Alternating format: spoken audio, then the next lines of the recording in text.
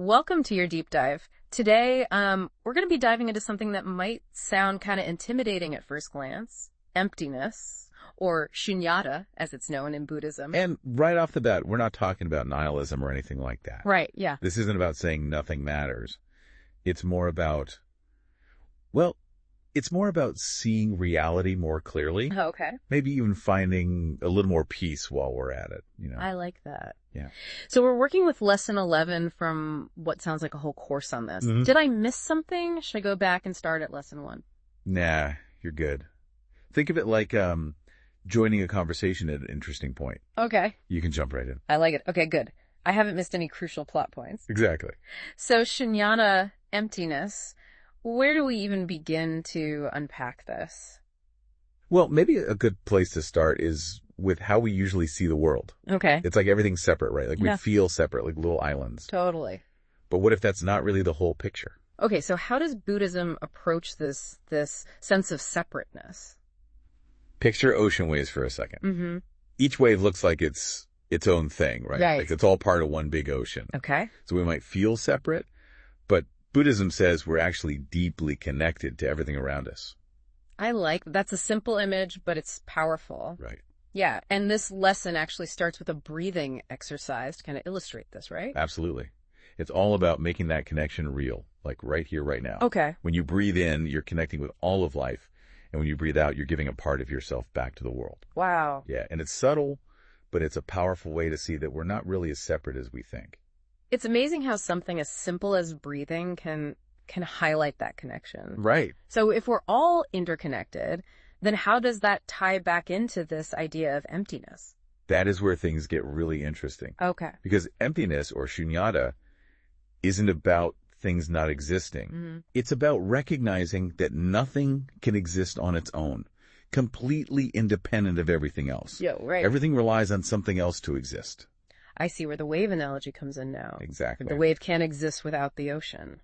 There you go. It's dependent on it. Exactly. And that's a stumbling block for a lot of people, this idea that things don't have this inherent existence. Yeah. Because we hear emptiness and we think, well, does that mean nothing matters? Right. Is everything pointless? Right.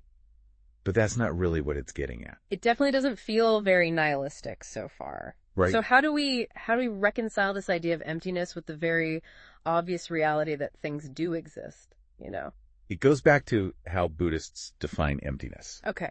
Because it's not about denying that things exist. Mm-hmm. It's more about understanding that they don't exist in this fixed, independent way. Okay. They exist, yes, but they depend on a whole web of causes and conditions. So it's less about things not existing and more about how things exist. Exactly. Everything relies on something else. Got it. And there's this great story in the lesson that illustrates this really well. Okay. About this monk who's trying to understand the essence of Buddhism. Mm-hmm. And his teacher tells him, emptiness is form, and form is emptiness. I can see why that would require some thought. Right. Well, years later, this monk is watching cherry blossoms fall. Mm-hmm. And suddenly it hits him. The beauty isn't just in the blossoms themselves, but in their impermanence. You know, the fact that they don't last forever. Okay. And that's emptiness. It's not this bleak void. It's this recognition of constant change and interconnectedness. That's a really beautiful image, and it actually makes me think of something I read about clay pots. Not strange at all. The clay pot analogy is a classic. It might sound a little strange, but stay with me for a second. Okay, yeah. Like if you think about a clay pot, it seems solid, independent. Right. But it's the empty space inside that gives it purpose. Mm-hmm. Without that emptiness, it's just a lump of clay. You got it. So the emptiness is what makes it useful. Exactly. It lets it fulfill its function. Right. To hold, to carry, to do what a pot does. Okay. So emptiness, in a way, is what makes things possible. You've officially blown my mind. So we've talked about separateness. We've talked about this idea that an emptiness isn't about nothingness. Right. Where do we go from here? To really get emptiness, we got to dive into this concept called dependent origination. Okay. This is the idea that everything comes from this web of interconnected causes and conditions. Okay. And the lesson uses a very, shall we say, interesting example to explain this. Loaf of bread, right. Yes, the loaf of bread. We're all part of a giant loaf of bread. That's the one. That one definitely piqued my curiosity. It sounds strange, I know, but it actually makes perfect sense. Okay. Think about everything that had to happen for you to even be holding that loaf of bread. Okay. You've got the farmer who grew the wheat, the rain that helped it grow, the sun that gave it energy, Right. the baker who, needed the dough. The list goes on and on. Yeah. And it shows that even something as simple as a loaf of bread comes from countless interconnected causes. It really is kind of mind-boggling when you put it like that. It is. And it's not just bread, it's everything. Exactly. It's everything. Wow. It encourages us to look at our lives, the things we care about, and recognize all the factors that make them possible. So it's like we're all connected by these invisible threads in this giant cosmic web. That's a beautiful way to put it. Yeah. And understanding this interconnectedness is key to understanding emptiness. Okay. Because it's recognizing that we don't exist in isolation and everything we do has this ripple effect. Right. Right. It impacts the world around us. It's wild to think about how connected everything is. Like, that it really makes you realize that what we do matters. It has an impact, But this lesson goes even deeper, right?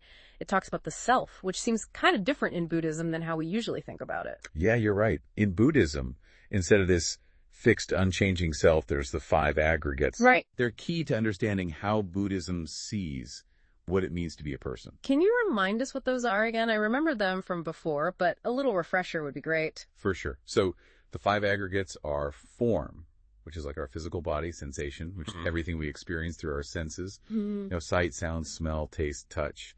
And then there's perception, which is how we make sense of those sensations, right, like how we recognize and label things. And then we've got mental formations, our thoughts, emotions, all the things going on in our head.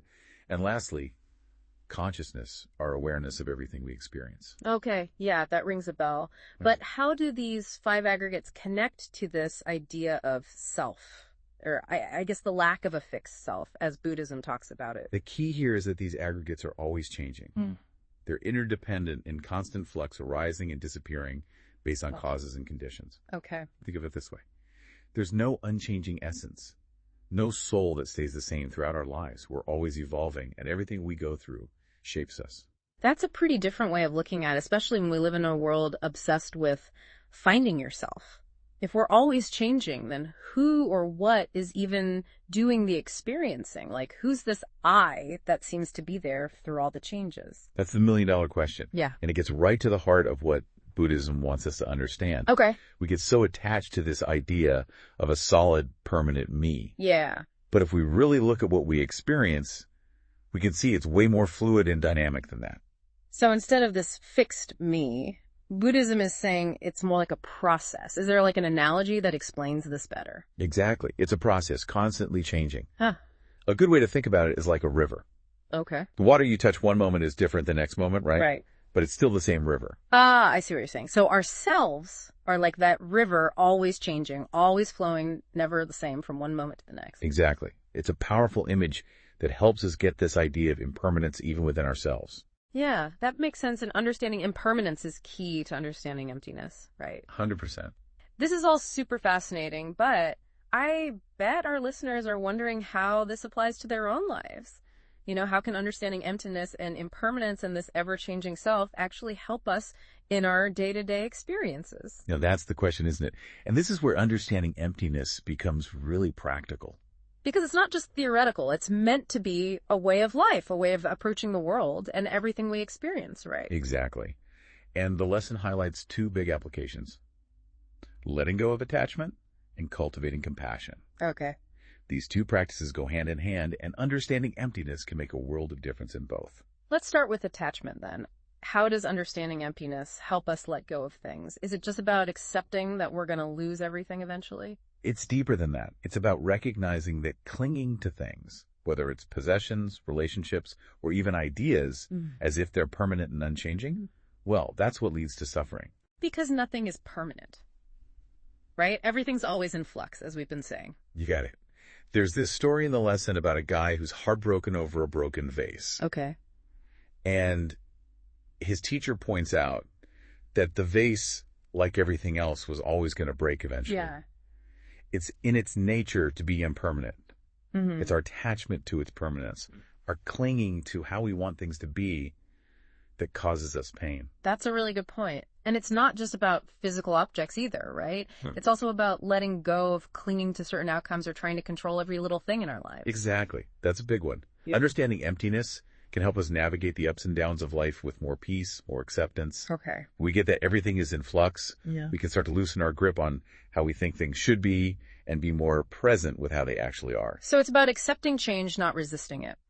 Recognizing that fighting against the impermanent nature of things is often what causes our suffering. You nailed it. It's a huge shift in perspective, but it can be incredibly freeing.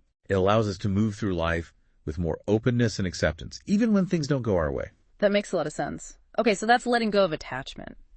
What about cultivating compassion? How does understanding emptiness play into that? Is it just about realizing that we're all connected, so what happens to one of us happens to all of us?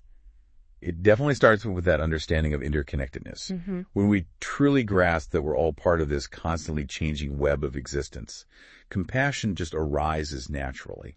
It's not just some abstract idea anymore. It becomes an experience of recognizing our shared humanity. We're not separate islands after all, right? We're like waves on this vast ocean of existence, all affecting each other. Exactly. The lesson uses that same wave analogy. All waves are ultimately part of the same ocean. Just like all beings share the same fundamental nature. When one wave crashes, the whole ocean feels it, even if it's subtle. Right. So when someone else is hurting, we hurt too on some level. That's a beautiful way to think about it. It's a good reminder that compassion isn't just about being nice. It's about seeing our shared humanity, our shared vulnerability. Absolutely. It comes from understanding that our liberation is bound up with everyone else's liberation. You're totally right. And that understanding can be incredibly motivating when it comes to actually doing good in the world. When we see ourselves in others, our actions naturally become more compassionate and skillful. Because if we harm others, we're ultimately harming ourselves. Is that what you mean? Exactly.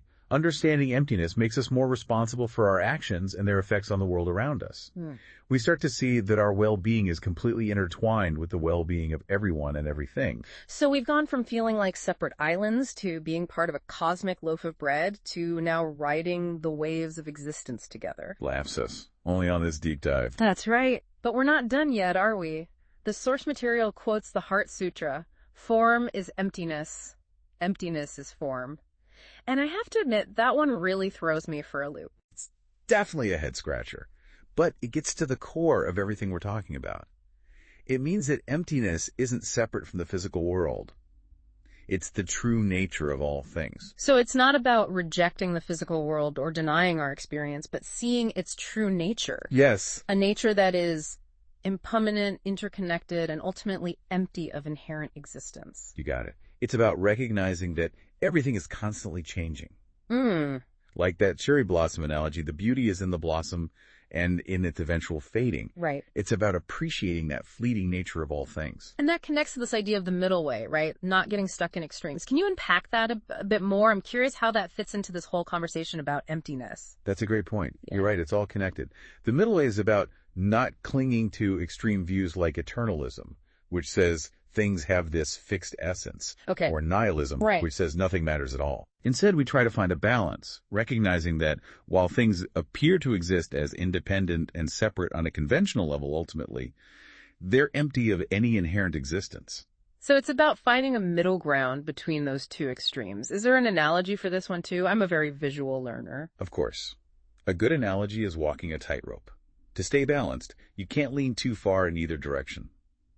The middle way is about finding that balance, navigating between the extremes of clinging to things and denying their existence. It sounds like it takes a lot of practice to find that balance, to hold both truths at the same time. It does. And like any skill, it takes patience, persistence, and a willingness to keep getting back on that metaphorical tightrope, even when we stumble. I can see how that applies to everyday life. So much of our experience seems to be about navigating extremes, finding that equilibrium within ourselves and with the world. But this lesson throws in another curveball, doesn't it? This whole idea of embracing paradox. It does. It quotes Nagarjuna, who famously said, "The nature of all things is empty. To say that they are empty is not to assert an empty nature." This is where things get really interesting, but also super liberating. Wow. That quote really makes you think, It feels like we're in a hall of mirrors here with all these layers of emptiness. Yeah. So how do we even start to make sense of those two things at the same time? That's the cool part. It pushes us past just thinking about it and into actually experiencing it for ourselves. It's not about getting the concept, but about directly encountering reality as it is. You're right. It's easy to get caught up trying to understand it all in our heads, but that can sometimes take us further from the actual experience. So how do we bridge that gap? How do we go from theory to actually experiencing this emptiness of emptiness? The lesson talks about this really simple but powerful practice called a thought observing exercise. Okay.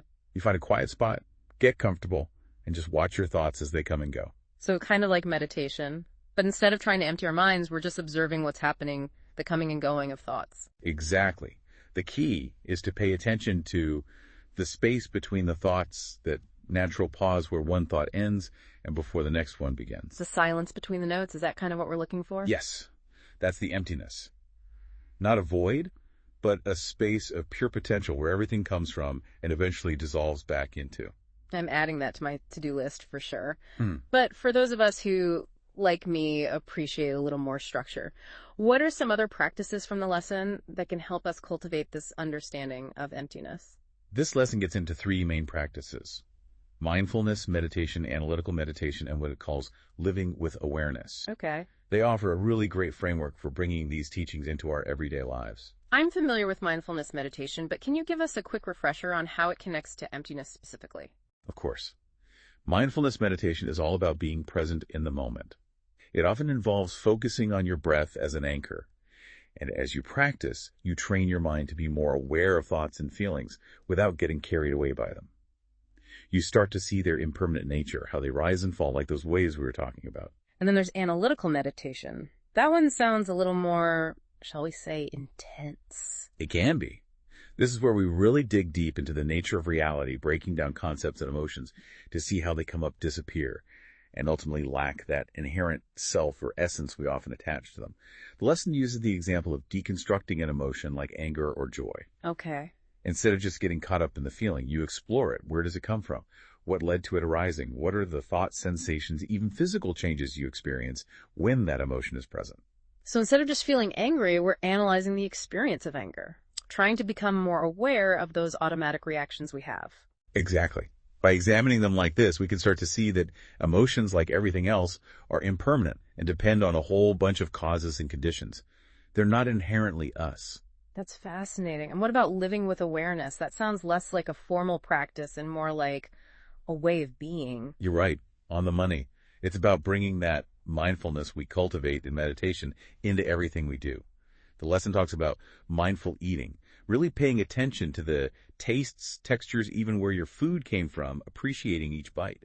I love that. So it's about finding those moments of presence and awareness throughout the day, not just on the meditation cushion. It's about being present in those ordinary moments, right? Yes. And as you practice, you start to see those moments differently, appreciating the interconnectedness, the impermanence, the emptiness that's woven into everything. This has been so eye-opening, but I know there might be some listeners out there thinking, okay, but if everything is impermanent and empty, doesn't that mean life is pointless? It's important to address that, isn't it? Absolutely. People often confuse emptiness with nihilism, but they're actually quite different. Really? How so? Think about it.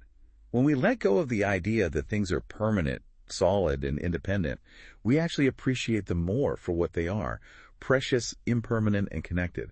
It's like knowing a helmet won't last forever makes you want to savor it even more, to be fully present with it.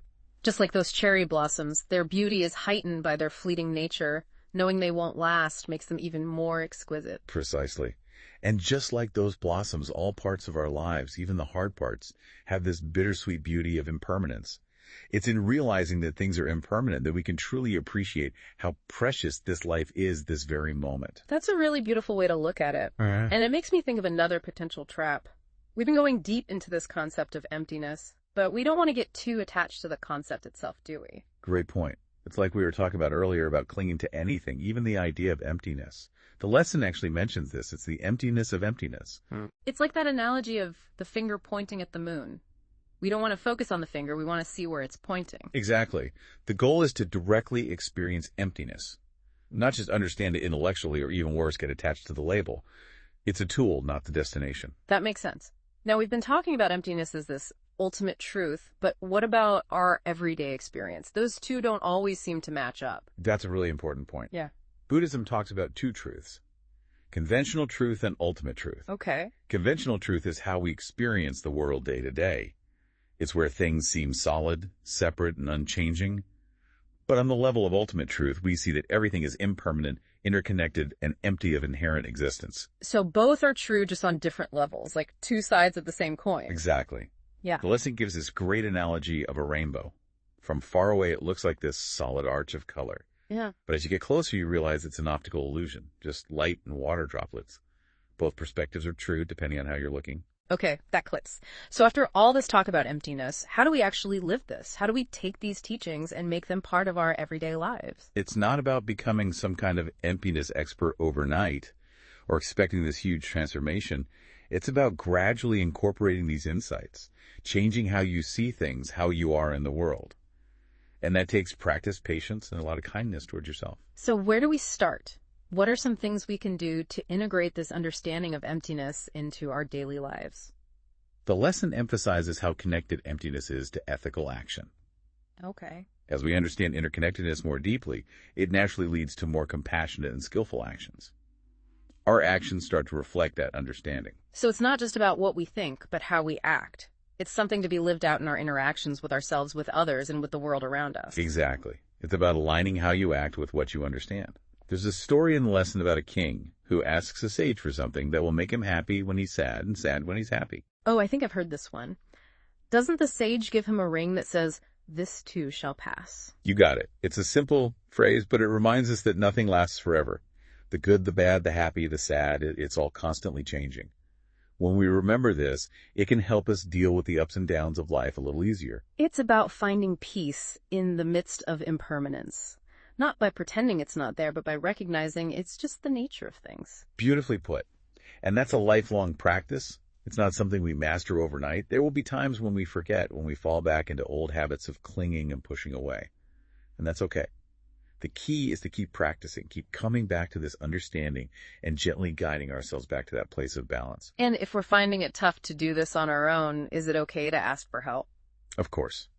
This lesson actually talks about the importance of teachers and community, what Buddhism calls the three jewels: the Buddha, the Dharma, the teachings, and the Sangha, the community. Right. These offer amazing support and guidance along the way. We'll definitely include some resources in the show notes for anyone who wants to explore these ideas further or connect with others on a similar path. Perfect.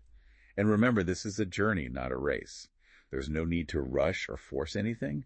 Just approach it with curiosity, openness, and a willingness to learn.